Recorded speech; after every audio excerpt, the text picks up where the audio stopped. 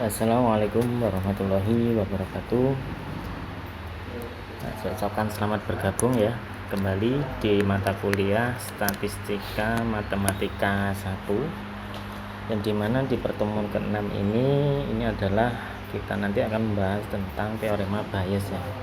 Materi minggu ini adalah kelanjutan dari materi minggu yang kemarin. Sebelumnya untuk penjelas kita sampaikan pembukaannya dulu ya. Mengenai aturan Bayes ini berarti kita tidak lepas dari banyaknya kejadian yang terjadi ya.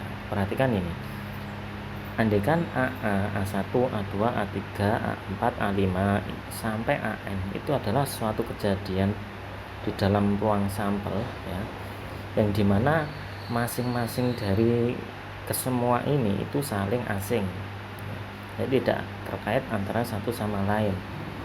Maka gabungan dari semua ini itu adalah membentuk sebuah ruang sampel S ya. Saya ulangi lagi, A1, A2, A3 yang merupakan kejadian di dalam S ya, dimana A1 sampai AN ini itu merupakan sebuah kejadian yang saling asing ya. Sedemikian hingga gabungan dari kesemuanya ini adalah membentuk sebuah ruang sampel yaitu S. Nah, dari sini kita misalkan ambil sebuah B. B itu adalah sembarang kejadian di dalam ruang sampel S ya. Maka berlaku B irisan S ya. B irisan S itu adalah B itu sendiri. S-nya segini banyak diiriskan dengan himpunan B, karena B ini merupakan bagian dari S, sembarang kejadian dari S, maka irisan S dengan B itu adalah B itu sendiri. Nah, bisa dipahami ya di sini ya. Semuanya diiriskan dengan bagiannya ini, maka irisannya adalah bagiannya ini sendiri. Bisa dipahami sampai sini? Insya Allah ini masih mudah untuk dipahami. Nah, sekarang kita perhatikan pernyataan ini. Nah, S ini tadi apa toh? S ini adalah gabungan dari kejadian A1 sampai AN. Nah, berarti kita tinggal mengganti S ini dengan gabungan dari kesemua A. Nah, dari sini mengakibatkan baris 3 ya, dimana A1 gabungan A2 sampai AN itu diiriskan terhadap B, maka itu hasilnya akan sama, nilai kebenarannya akan sama dengan A1 diiriskan dengan B digabung, A2 diiriskan dengan B sampai AN diiriskan dengan B ya. Jadi syaratnya A1 sampai AN ini saling asing ya. Berdasarkan kemarin minggu lalu bahwa peluang bersyarat ya itu sama dengan irisannya dibagi peluang syaratnya. Nah, maka dari itu dari sini ya kita cari peluangnya, peluang B PB itu sama dengan peluang ini semuanya ya. Nah, dari sini ini kan kemarin bentuknya seperti ini. Untuk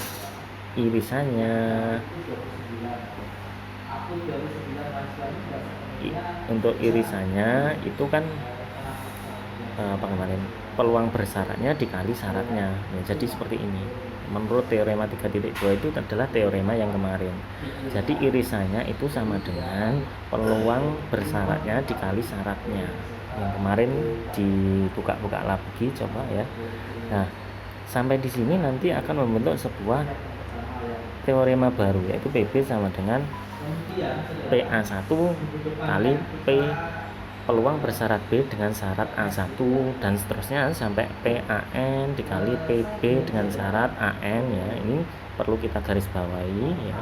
Kita lambangkan dengan bintang ya, star ya. Nah, sekarang kita masuk ke slide selanjutnya. Nah, pada bagian lain ya, ini yang kemarin ya, maksud saya ini ya. peluang A1 dengan syarat B itu irisannya dibagi syaratnya apa yang belakang, syaratnya itu adalah yang B. Nah, ya sampai sini ya. Padahal P A1 irisan B itu sama dengan ini dikali ini.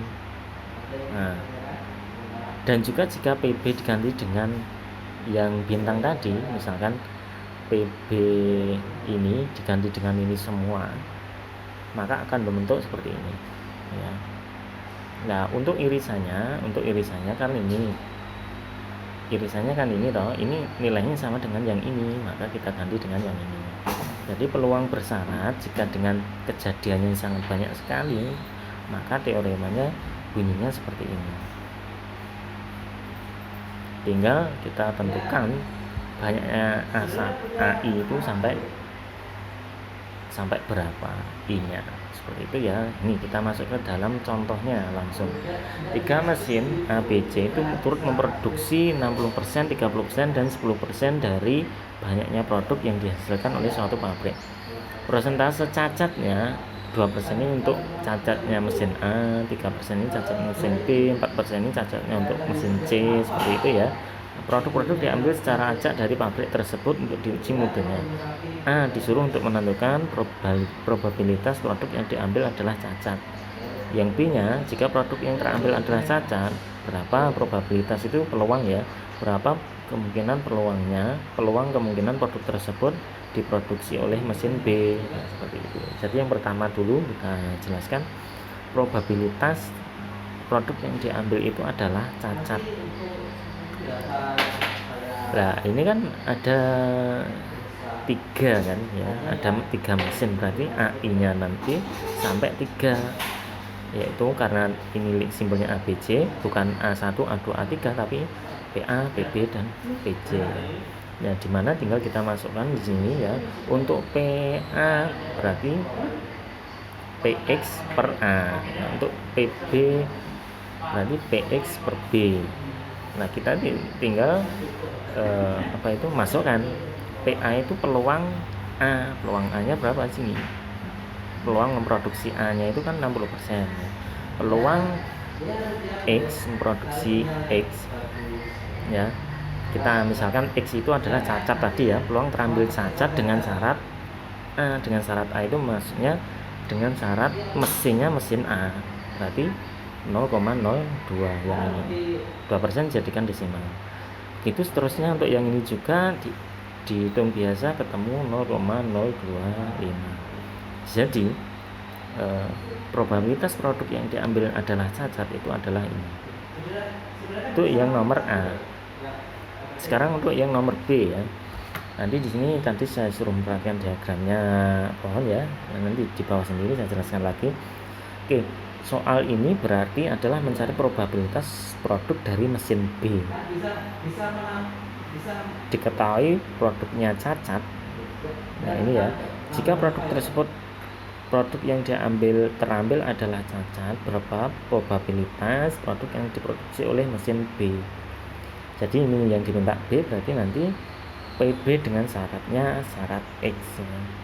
Karena produksi ya, syaratnya adalah produksi. Maka